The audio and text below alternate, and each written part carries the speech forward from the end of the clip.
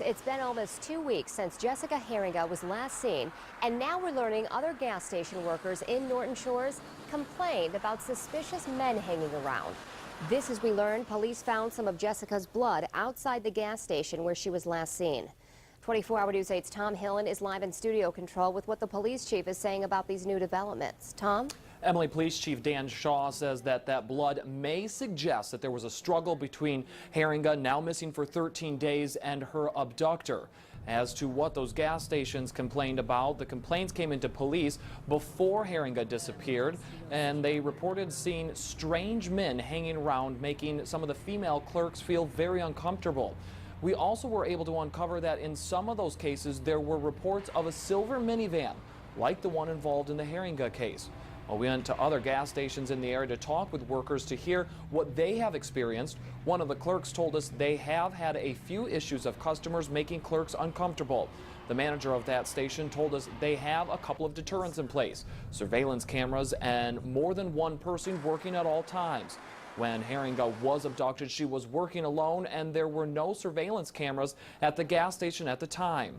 The police chief also tells us that the number of tips coming in has gone down. Live in studio control, Tom Hillen, 24-Hour News 8.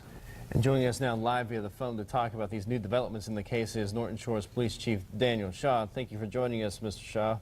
Good morning. How are you? No, not bad. Let's talk about these new developments here as far as that silver minivan showing up at other stations all across Norton Shores area there. Can you tell us more about that? Well, we don't know if it is the same minivan, but there has been reports of a gray or silver minivan in and around other gas stations in the area.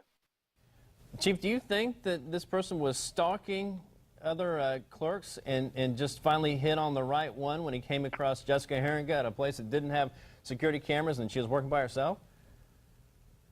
Again, we don't know if it's the same person. We have talked to one individual who we believe was frequenting gas stations, but we are still trying to draw those connections at this point. Chief, can you speak to the difficulty of searching for a vehicle that's just so common? There are so many silver or gray minivans around. That has made it very difficult to narrow down the field of possibilities, but that's why we've brought in our partners to work with us. The Michigan Intelligence Operations Center is trying to narrow down the field for us through the use of data research. So we're hoping to get that narrowed down to just a few vehicles and get the right one. Chief, I want to go back to what we were talking about just a second ago with the individual that you did talk to. Has that person been cleared in this case? Is that person somebody who's of interest? What's going on there? It is one of the people that we have no longer focused our attention on. So we've moved past that gentleman. And as we were talking during the break here, no new major updates overnight. Not that I'm aware of, no.